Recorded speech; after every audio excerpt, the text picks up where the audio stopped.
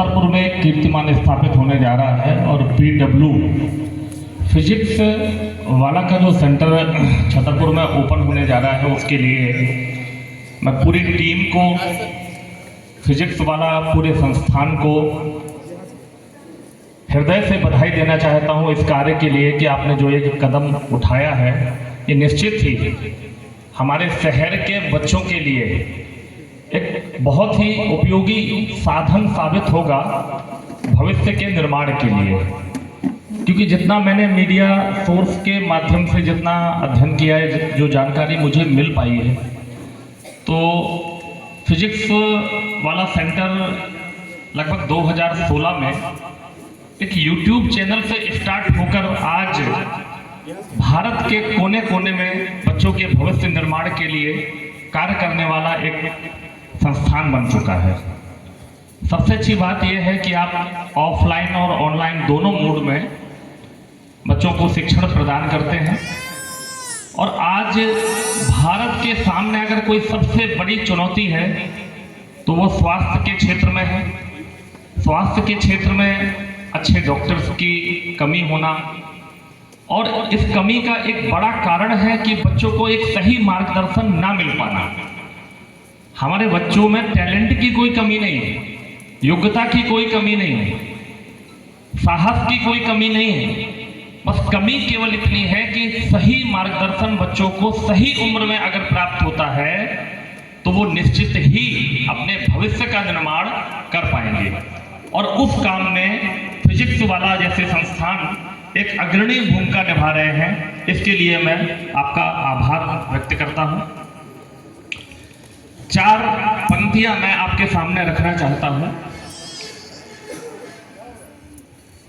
हम निकल पड़े हैं प्रण करके, अपना तन मन अर्पण करके, अब जिद है सूर्य उगाना है, अंबर से ऊपर जाना है, भारत भव्य बनाना है, भारत भव्य बनाना है, वंदे मातरम। इन्हीं शब्दों के साथ बस आपसे एक अपेक्षा, चूंकि संघ कार्य में निरंतर हम लोगों का जो प्रयास होता है, जितने भी स्वयं सेवा के क्षेत्र में जो लोग कार्यरत हैं, उन सबका एक ही प्रयास होता है कि अगर हमें भारत का निर्माण करना है तो भारत का निर्माण करने के लिए हमें व्यक्ति का निर्माण करना होगा, और व्यक्ति का निर्माण करना है तो सबसे पहले हमें छात्र का निर्माण करना होगा।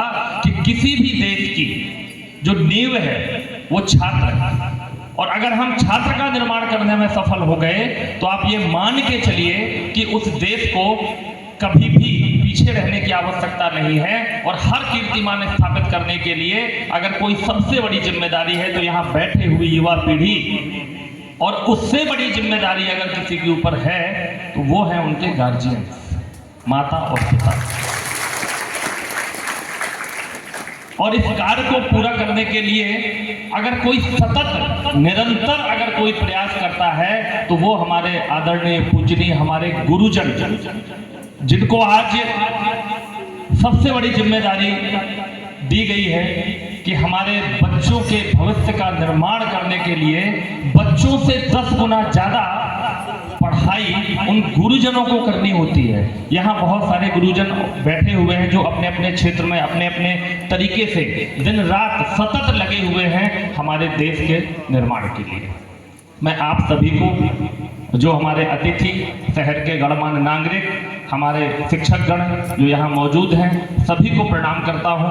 आप सभी का आभार व्यक्त करता हूँ, आप यहाँ आए हैं। और ये आपसे एक अपेक्षा लेता हूँ और आपसे आज एक वादा भी लेना चाहता हूँ कि यहाँ बैठे हुए जितने भी बच्चे हैं वो अपने भविष्य निर्माण में पूरी साहस के साथ और पूरी ऊर्जा के साथ अपने भविष्य का निर्माण करेंगे। और उसके लिए जरूरी है, जो आज सबसे विषम परिस्थिति चल रही है हमारे देश में, सोशल मीडिया का दुष्प्रभाव जो हमारे बच्चों पर बहुत गहराई से अंदर तक जा रहा है। मैं आप सबसे बड़ी विनम्रता से विनती करना चाहता हूं कि जो गार्जियंस बैठे हैं वो बच्चों को सोशल मीडिया के दुष्प्रभाव और सोशल मीडिया के गलत प्रयोग से बचाने में अपनी भूमिका निभाएं और बच्चे भी इस बात को जानें कि वही सोशल मीडिया है जो एक यूट्यूब से चालू होकर के आज इस स्थान तक पहुंचता है। PW जैसे सेंटर भी सोशल मीडिया के प्रभाव से बनाए जा सकते हैं, इसका प्रयोग करके अपने भविष्य का निर्माण भी किया जा सकता है। तो हम क्यों उलझे हुए हैं सोशल मीडिया के दुष्प्रभाव में?